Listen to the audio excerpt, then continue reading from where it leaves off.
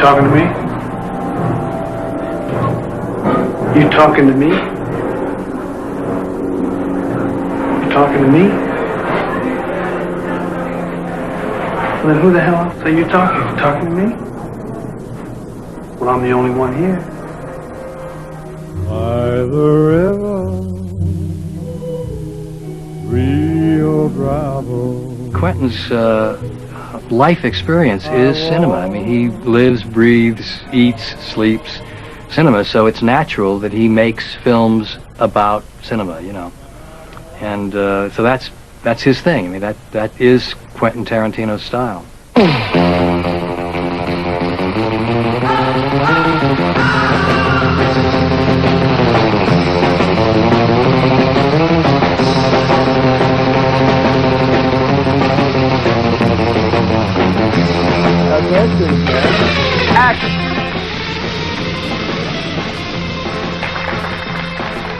I think he's been for years building up this huge, this momentum inside of himself. All these things he's always wanted to say, and he has such energy and conviction that he's now rolling.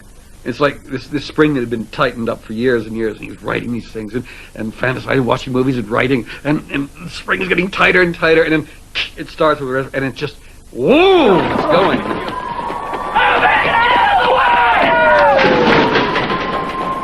He's sort of one of those examples of someone who, in another era, would have been considered hopelessly square or gawky or awkward and so on, who is just absolutely as hip as you can get right now. Every film that he makes now will be eagerly anticipated, and from one film to the next, to be able to evolve from kind of cult hit with Reservoir Dogs to, Palme d'Or winner in Cannes with Pulp Fiction was quite exceptional. You know what they call a quarter pounder with cheese in Paris?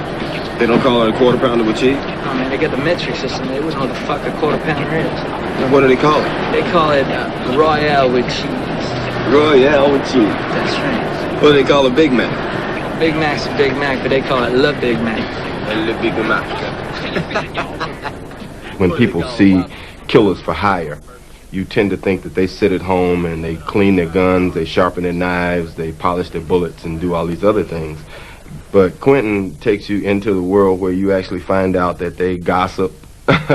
They talk about, their lives outside of what they do. He has a facility for creating everyday language and sensibilities in his characters.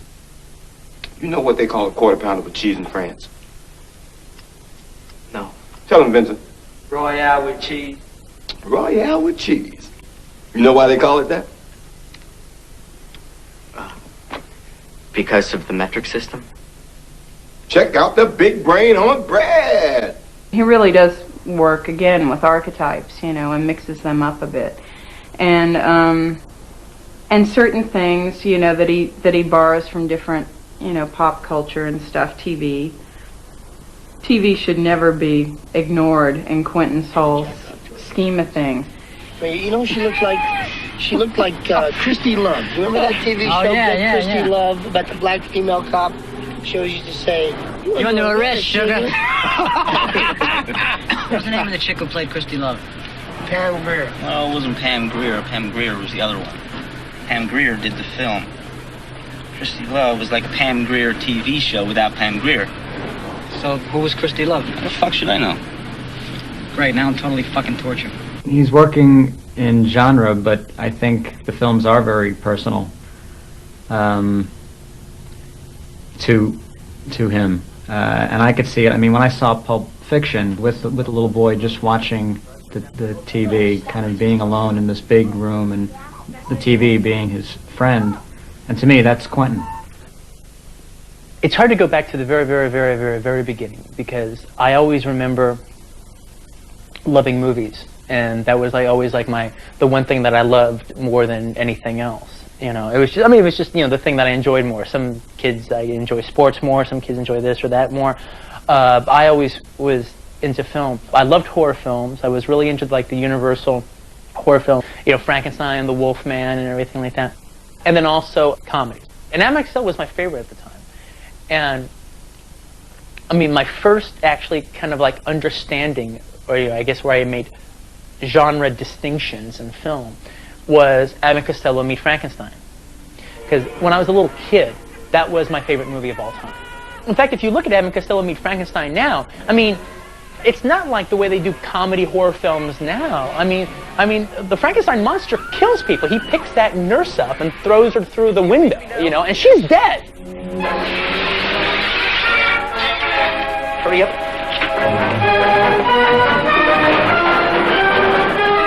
I remember thinking, wow, these are the greatest movies ever, because the scary parts are scary and the funny parts are really funny. Two great tastes that taste great together, you know?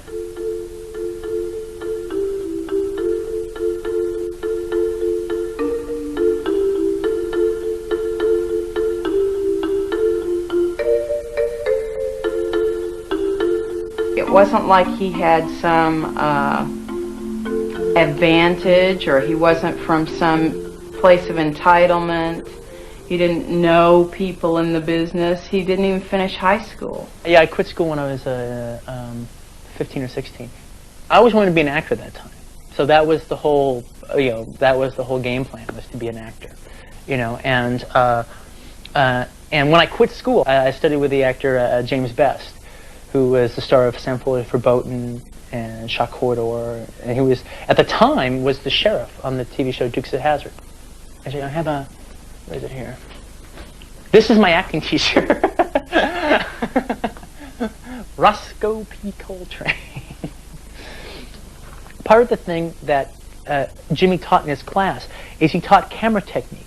He taught you how to act for the camera. It wasn't about stage, and it wasn't about just acting per se. All right?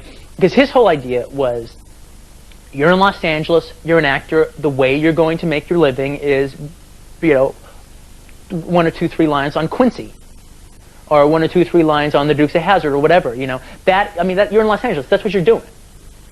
In this scene, you're both in a car, and Bill Shatner is hanging on the hood. What you want to do is get him off. All right, I'm Morty. Ready? Yeah. Okay. I'm driving. Okay. Where the fuck did he come from? I don't know. He just appeared like magic. Well, don't just sit there.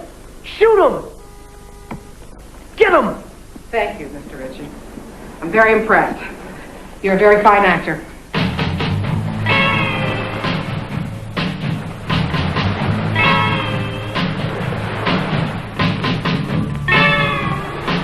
I was living in the South Bay, and this fellow named Lance Lawson had just opened up his video store called Video Archives. And it really was a movie lover's heaven.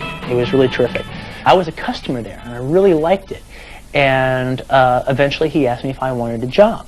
And I was like, yeah, I'd love a job here. This would be a dream. And it was. It was, until I became a director, it was the best job I'd ever had. And I ended up working there for like 5 years. Well, this is where the world-famous Video Archives was.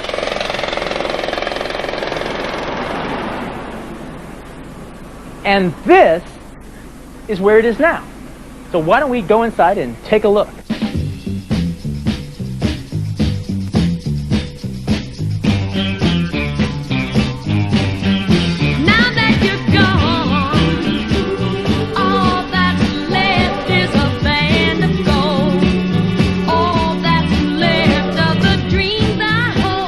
Video Archives was a very relaxed atmosphere.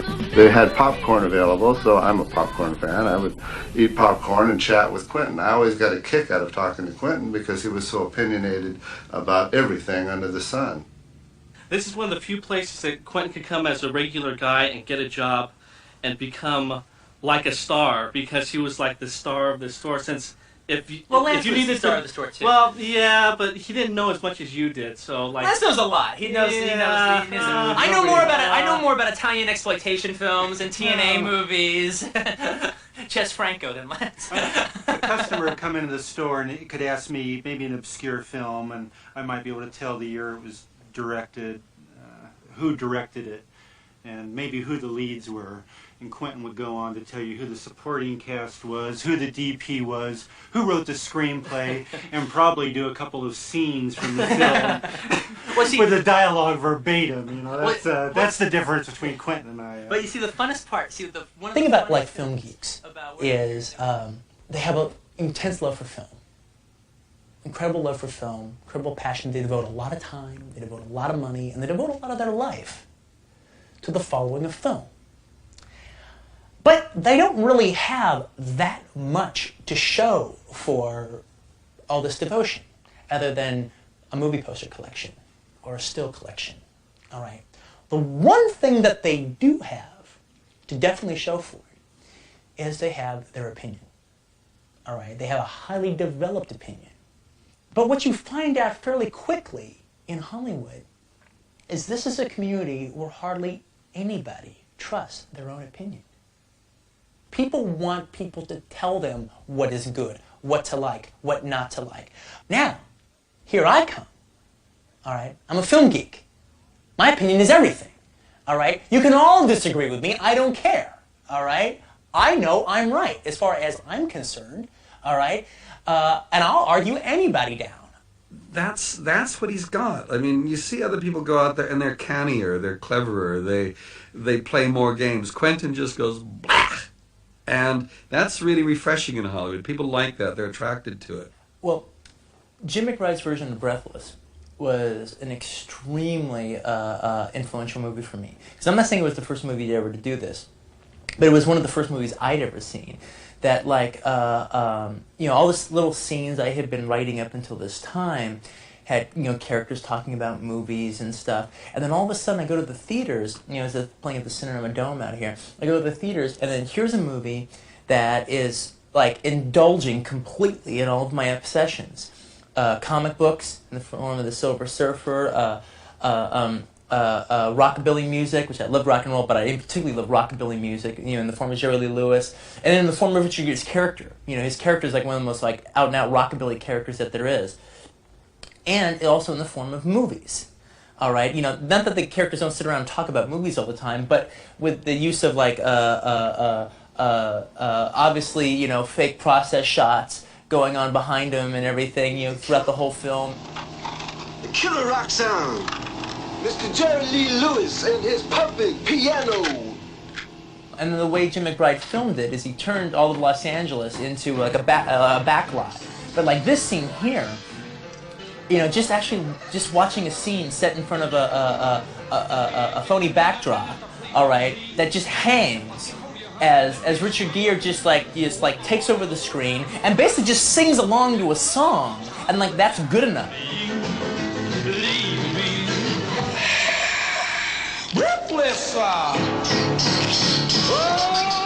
And then also, if you add to the fact that in this movie, Richard Gere's character is as close to unlikable as you could possibly be, and you still kind of like the guy. You know, and I like that and stuff. Holy shit. I was 22 when I started Video Archives, and by the time I got to about 23, I decided to make a film. And it was a film called My Best Friend's Birthday. It was a comedy. It was like more like a Martin Lewis kind of thing. Out of the blue, I felt depressed for no reason whatsoever. Just a dark cloud hanging over my head. I was going to commit suicide. I was actually going to commit suicide. I was going to go open the bathroom, I was going to fill a tub of hot water, and I was going to slice open my veins. I was actually going to, I was going to do it. Now, for a 3-year-old to be thinking like that, that's really depressing. You know what saved me? It was the Partridge Family. The Partridge Family was coming on. I really wanted to see it, so I thought, okay, I'll watch the Partridge Family, then I'll kill myself. And, well, I watched it, and it was a really funny episode. It was one of the one where Danny got in trouble with the mom. Well, it was a really funny one. And I didn't feel like killing myself afterwards. It all kind of worked out.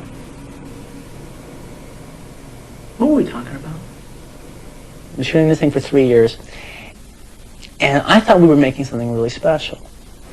And it was kind of embarrassing when I started like really looking at it again. Now, ultimately, I think making a movie is the best film school that there ever is. And so I looked at, well, I didn't know what I was doing at the beginning, and now I know what I'm doing now, and I've had the experience, and so now, okay, but now I'm not going to make a movie like that anymore. And so I wrote True Romance.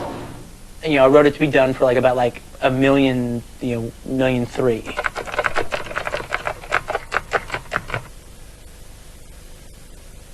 Only Kale once said in a thing, in this town you could die of encouragement. All right, well, for 3 years, well, at least for 2 years straight, while I was trying to get True Romance going, it was 2 weeks away. In 2 weeks, we'll have the deal, we'll have the money, away we go. After a certain point, I said, okay, this isn't going to happen. The reason it's not going to happen is because I tried to get too much money when I haven't done anything. Who's going to give me $1 million? All right, so then I wrote Natural Born Killers. The whole idea was, okay, I'm going to write Natural Born Killers, and I'm going to raise $500,000.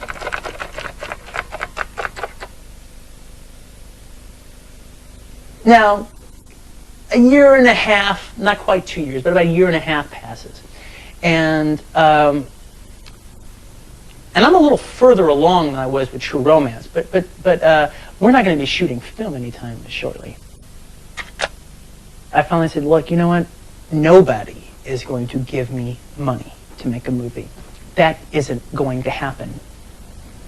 Why would they? All right? And by this time, it looked like True Romance was going to sell, just the script. All right? And so I was going to have, like, you know, Writers Guild minimum, okay, for it, which is what I was paid for the film. So it looked like I was going to have like $30,000 that I could have. And so I decided, well, I'm going to write a film to do for $30,000. Shoot it in 12 days, $30,000, 16 millimeter, black and white, you know, starring some friends, and I will have a movie made and finished.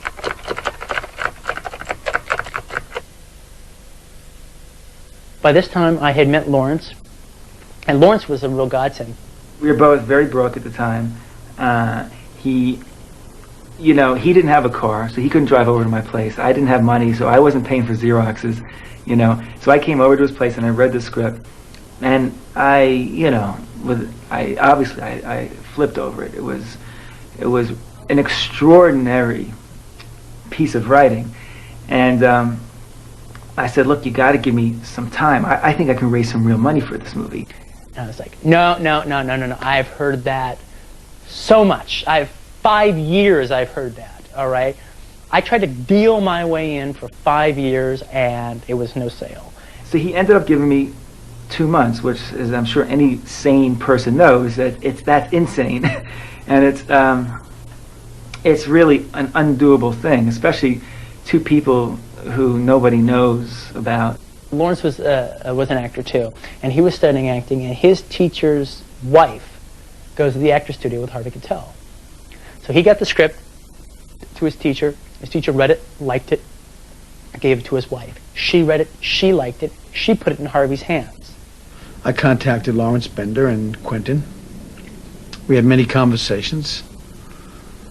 I told them I was committed to making the movie. All of a sudden, we weren't just a couple of kids anymore with a film, with a script like everyone else had. We actually had Harvey Keitel.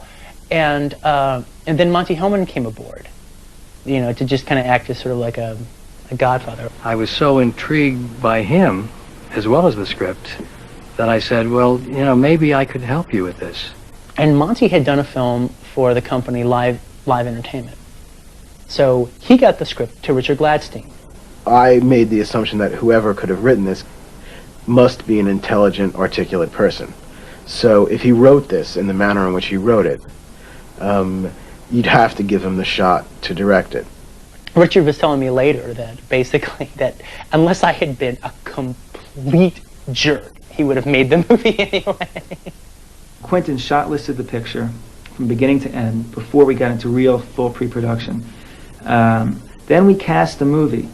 And he was really nervous right before casting. But after the first person coming in the room, he realized there was nothing to be nervous about. And then after all that, then he went up to Sundance and he directed a couple scenes. Sundance is this institute that Robert Redford basically started, which is up in the mountains in Utah. And it's incredibly beautiful setting, and the little cabins and everything. And basically it's a chance to bring professional filmmakers and writers together with people who are trying to get into the business. And anyway, what people do, they seem to they submit scripts and ideas of what they want to do, and then they're given 2 weeks up there, and they make scenes from either films they try to make or whatever. I wanted to experiment on my first scene with long takes. I didn't want to do coverage. I wanted to like just string a bunch of long takes together and see how it worked. All right. This is really my like the first time since I've actually kind of got a little bit of sense of what I was doing that I had a camera back in my hand again. It's like every time I ever got burned buying weed, same thing, man. I felt funny about the guy, you know? But I wanted to believe him because I feel like, you know, if he's not lying to me, if it really is tie stick, whoa, baby, you know? But it's never fucking tie stick. And I said if I ever felt that way about a job, I'd fucking walk. It's the fucking money. Hey, look at it. I need you cool. All right, what's done is done. I need you cool. Are you cool? And now Quentin was overlapping. This is what's kind of strange. He had the experience of 2 groups of professionals. And the previous group, whose name was, I won't reveal, had really been pretty rough on him, I think. Really majorly rough. All right. And they were saying, yeah, but you know these long takes, oh my God, and da-da-da-da, you know, and like, yeah, your shots are fine, Quentin, but there's not enough of them, and I didn't like that big wide shot. I saw the, because I did some big wide shot. It was supposed to double for the warehouse where the camera was on the floor, you know, and I liked it. I thought it worked really great. Yeah, I'm just seeing too much floor. And then I had this big shot in this mirror where they're talking, I didn't like that. They didn't like anything. Anyway, that group leaves, and then the next group comes in. And the next group is Terry Gilliam and Volker Schlorndorff and Stanley Donen and Robert Estrin. They get in there. And our group loved Quentin because here was a man with such incredible enthusiasm and this outrageous script, amazing energy, great dialogue, and just the sheer audacity of what he was doing. Damn it, I swear to God, I am fucking jinxed! What? And this is where the Sundance Institute, I think, was a very useful thing, because he went there with all this energy and all these ideas and his big chance to show everything he could do, and he did it all in each of these short scenes. He did there were camera angles here, they were everywhere. The camera wouldn't stay still. It was up people's noses, down their throats. It was, woo, and you couldn't see anything. And I think that was a really useful thing for him to get out of his system. I think somebody had a talk with him and said, you have to just slow down here.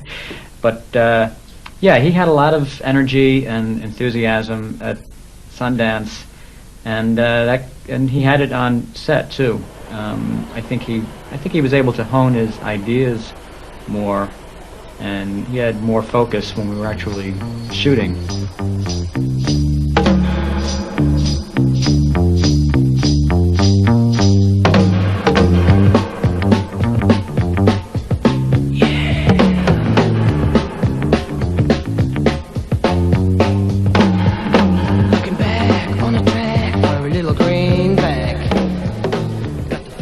He had, I forget how many men are in the movie now, 6 or 8 or something. And he had these 6 or 8 different styles of acting and different personalities to contend with, all very dynamic men. And Quentin won their confidence and their trust from day one.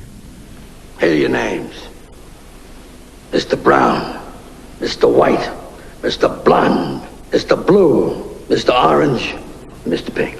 Why am I Mr. Pink? Because you're a faggot, all right? Why can't we pick our own colors? No way, no way. Tried it once, it doesn't work. You get 4 guys all fighting over who's going to be Mr. Black. But they don't know each other, so nobody wants to back down. No way. I pick. You're Mr. Pink. Be thankful you're not Mr. Yellow. Any of the characters looked like they would be fun to play. And the fact that they weren't so simple, that each of them were kind of complex. You were, half the time you were rooting for them, half the time you didn't like them, but they were always interesting. You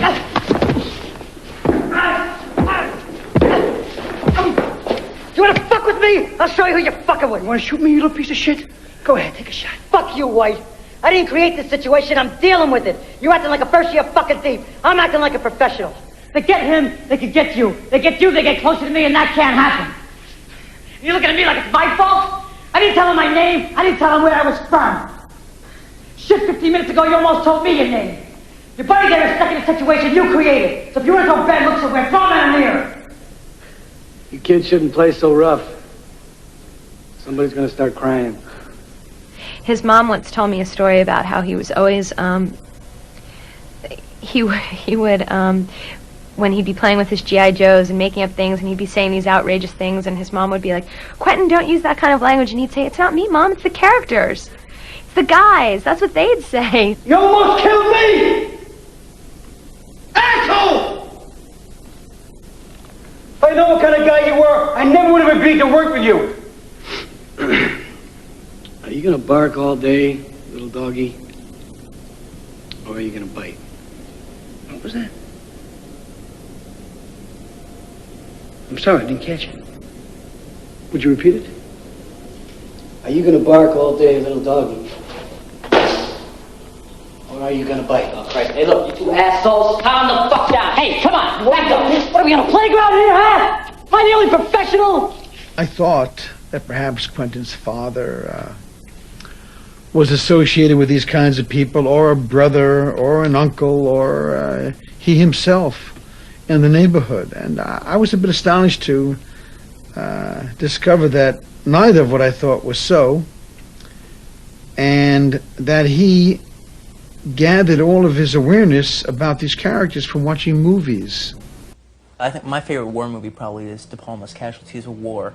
And there's a scene in here, it happens towards the beginning of the movie, where Sean Penn's character's best friend is shot, and he's taking care of him.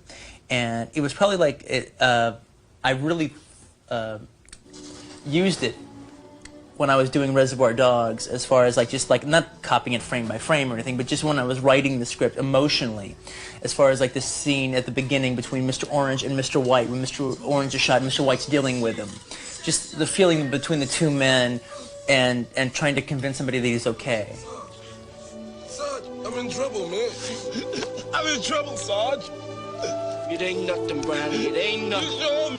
You're hurt. You're hurt real fucking bad. But you ain't dying. I'm gonna die.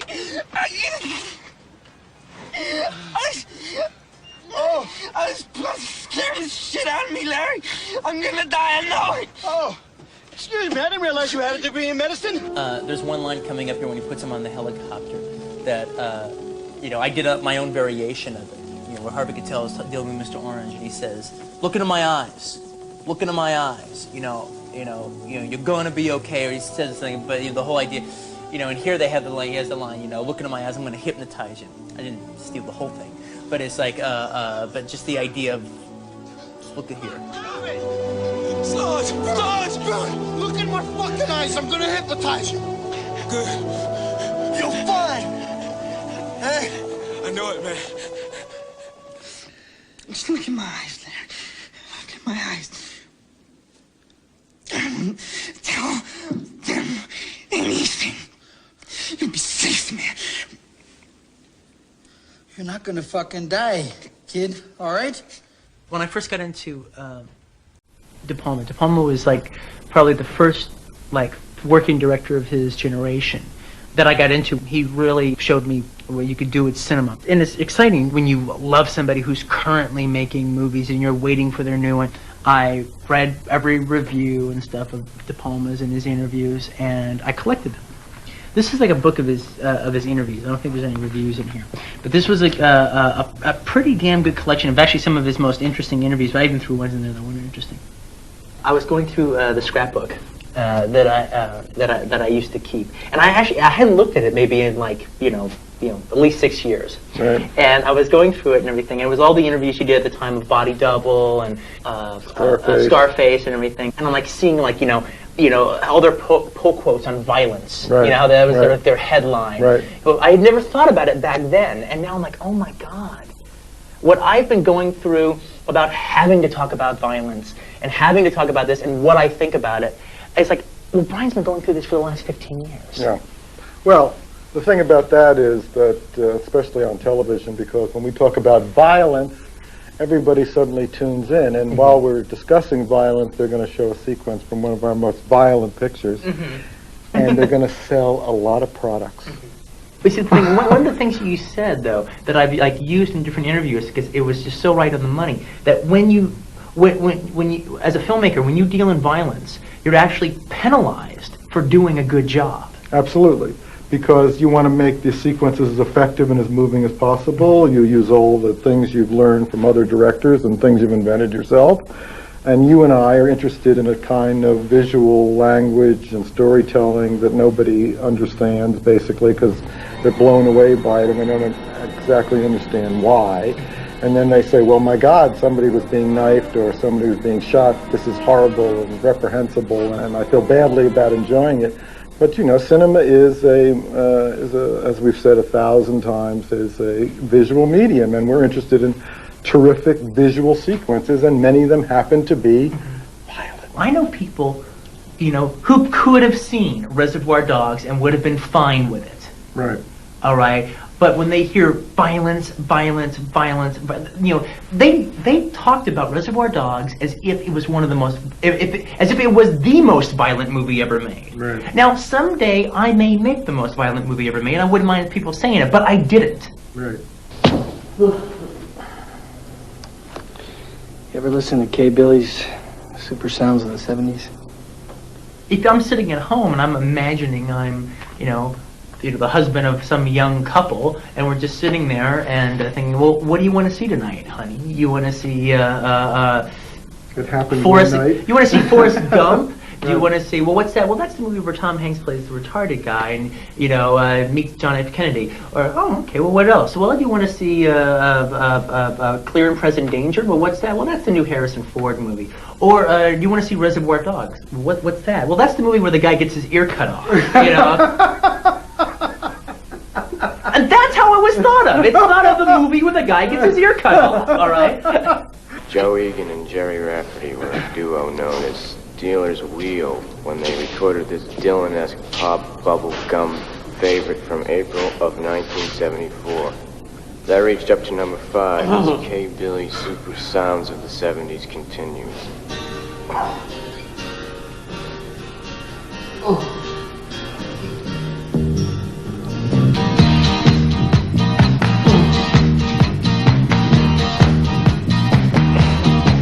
Well, I don't know why I came here tonight.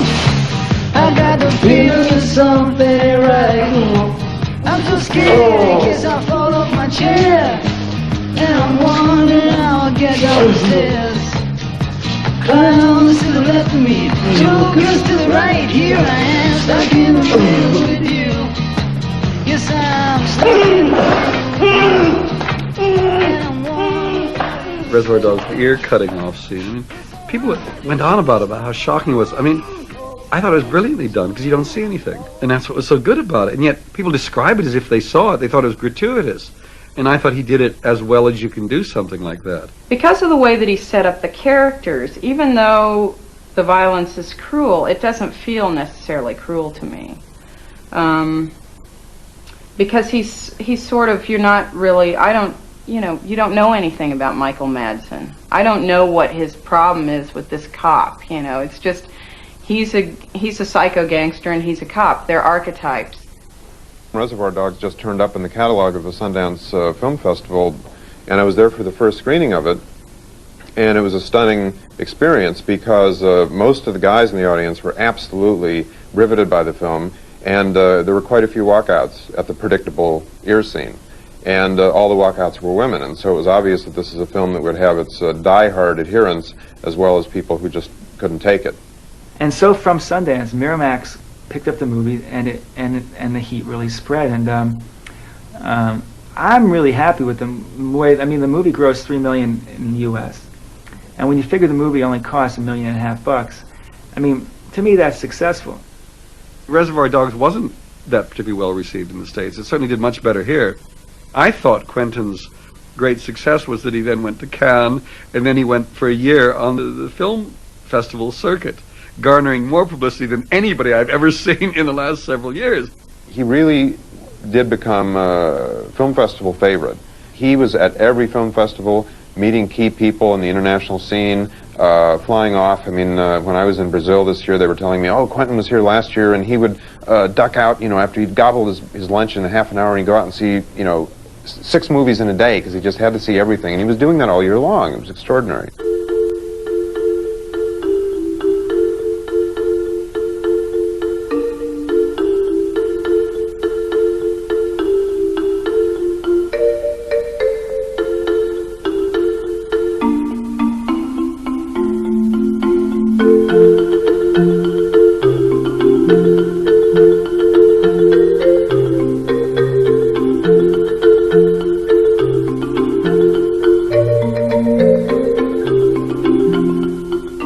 they spend a huge amount of money on it because Tony is a recognized director of a certain scale, so you get more money for doing that. But it doesn't work because it's not in the style of Quentin's. It's not in Quentin's style. Tony does what he does, and Quentin seems to do what he does. And the two, I didn't think, blended. One element that Tony added to it, that, again, it's not like a scene that he wrote, it's just something that came across in his shooting, is he added a fairy tale element to it that I don't think was as 100% in mine as it was in his. Can I peek? Don't peek. Keep your eyes shut, all right? All right, now turn the lights on. Okay, open them. Oh, wow! Wow, what a swell place to work. Yeah, it's pretty cool. I got the keys, so I just come in, read comics, play music. You worked here a long time? Almost 4 years. That's a long time. That whole video archives time, even though it's not directly in the movie, it is in the movie. That time is captured perfectly in True Romance. It almost takes it to, like mythology or something. I mean, not for Joe Schmo on the street, but definitely for the people who worked at Video Archives. They can't watch the movie without, oh wow, and just like it takes us all back. Because the things that Clarence says, they're the things that I and the rest of us said. The conversations that he has, or the conversations that we had. Our names are all throughout the script. Lance is the guy I work for. He's in the movie. Okay, here goes. You know the place you took me to last night? Place you work? Heroes for sale? You got a boss, right? Yeah. Hey, what's his name? Lance. That's him. He called the place where I work. He ordered a girl for you. He said he wanted you to get laid. See, you didn't get out much, and it was your birthday and all. I was a guy when I wrote this that, I hadn't even really had a girlfriend by this time. I had just had a lot of, done a lot of dates, but never had a girlfriend. So I wanted a girlfriend, and Alabama in some ways was kind of like a dream girlfriend, Now, I gotta tell you something else. What you said last night was one of the best times you ever had. Did you mean physically? Oh, yeah, but I'm talking about the whole night. I mean, I never had as much fun with the girl as I had with you my whole life. It's true. You like Elvis, you like Janice, you like Kung Fu movies, you like the Partridge Family. Actually, I don't like the Partridge Family. That was part of the act.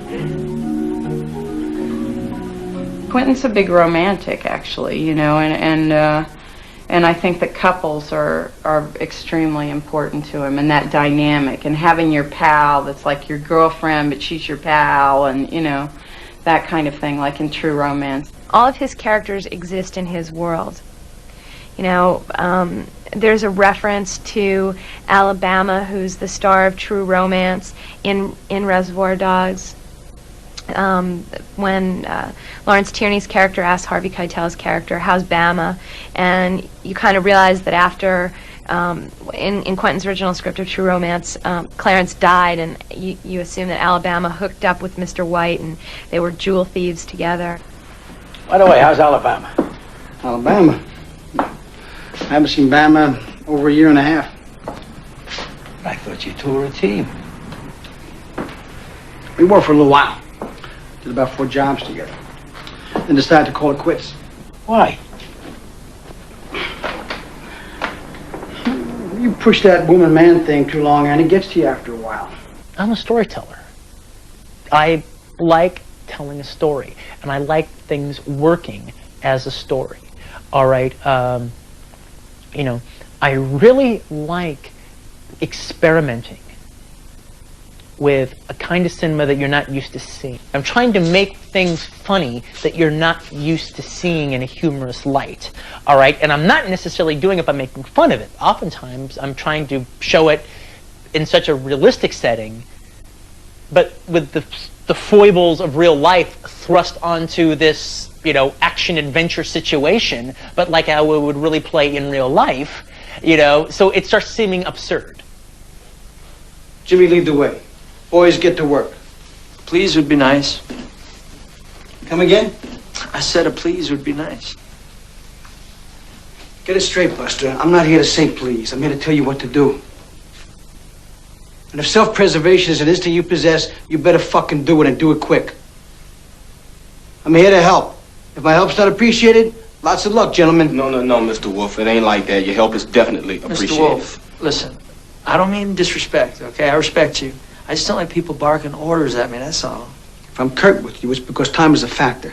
I think fast, I talk fast, and I need you guys to act fast if you want to get out of this. So, pretty please, with sugar on top, clean the fucking car. In the case of Pulp Fiction, the starting off point, the jumping off point for the piece was the idea of doing a crime film anthology. You know, I'd never seen a crime film anthology before, and yet those were like the ones that were like the most done in paperbacks. You know, like the Black Mask magazine and stuff. And so I thought of the idea of doing that in a film. But then upon sitting down, I started realizing, well, yeah, that's fun to do, the idea of like an anthology, but there's much more gold here.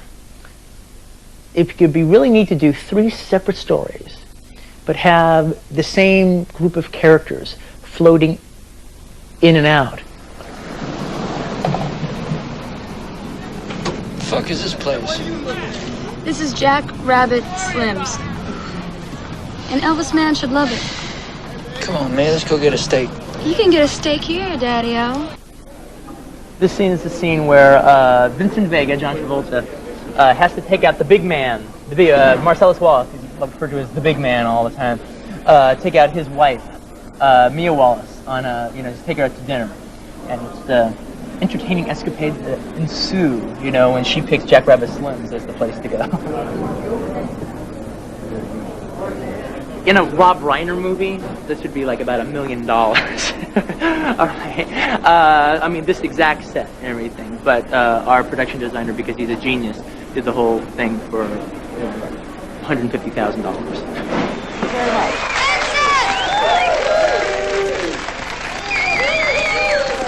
Just to let you all know, Ricky will be back in the second half of our show. So we hope you enjoy your meals here at Jack Rabbit Slim's. Thank you.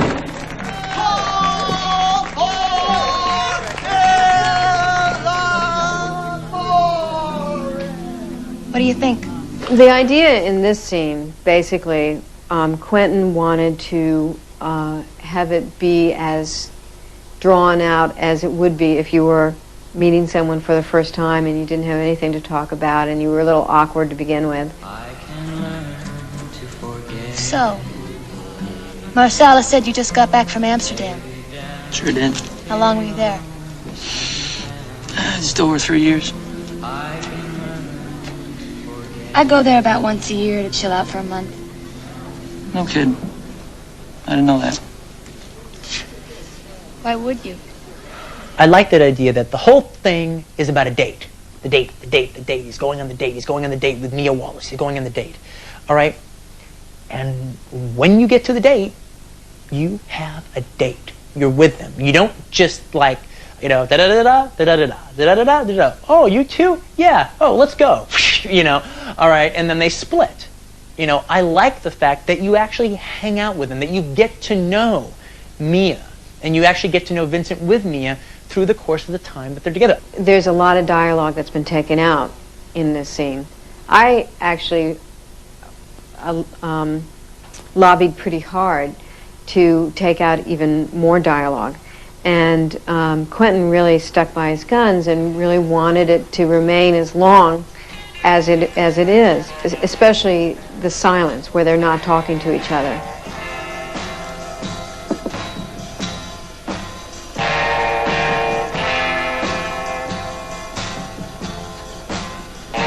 Don't you hate that? Hey, what? Uncomfortable silences. I don't find it boring at all right? I enjoy it, all right? And also, it makes it, I think you get totally more involved with them. And so, after that, when the story, takes off, it means so much more, and actually it moves even faster, all right? But, my point of view is, if you're afraid of talking, then you should be watching one of my movies. Now this is where one lucky couple will win this handsome trophy that Marilyn here is holding. Now, who will be our first contestants? Right here. Want to dance? No. I do believe Marcellus, my husband, your boss, told you to take me out and do whatever I wanted. And now I want to dance. I want to win. I want that trophy. So dance good. All right. Uma's not the kind of person that just, hits the dance floor, with everyone watching her. All right, she's just not, that's not her. She was nervous about doing the dance, all right, because she thought she had to dance. She thought she had to be good because I'm having a big scene that's showing, like, we're stopping it to show the dance, all right? I'm having a dance number. But then what we did is the day of the dance, I talked to her about the twist and we practiced it together and we all worked it out a little bit. And then during rehearsal, but then I waited for the day of the dance day. And by that time, it was like the last day we were in the Jack Rabbit Slims and stuff. And so what I did was, that morning I got her and John together in a trailer, and I showed them the dance sequence from this movie, Bend Apart. All right, that little, like, with the three of them.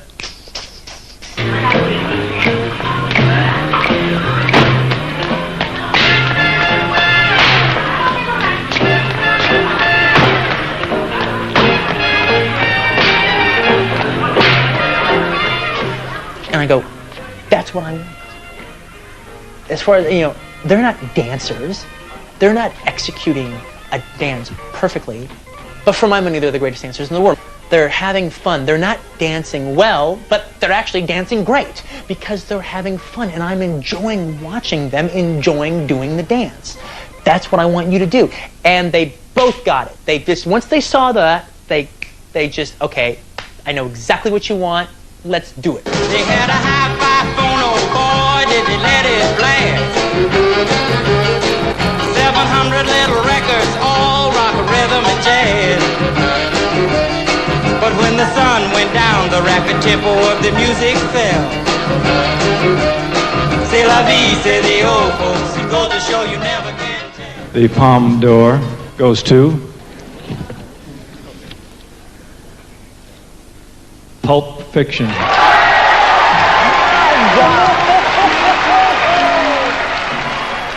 The Conwin, all right, is like, that's a big shield.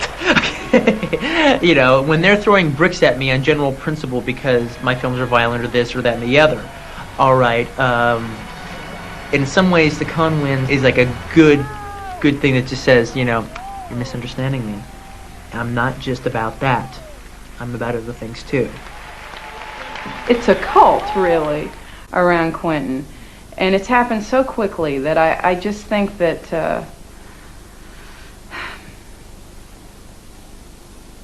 I'm like his mother right now. I just hope that that he'll get the opportunity to develop. I don't want to be known at the end of 15 years as the gun guy. Now, I like making these kind of films. I have an affection for them. I like seeing them. I like reading these kind of novels. I like doing other things too.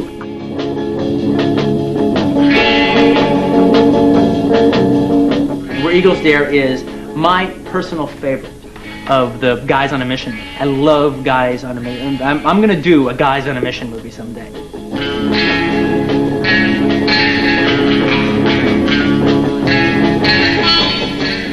I don't like surfers. I didn't like them when I was growing up. I lived in the surfing community. I thought they were all jerks, all right?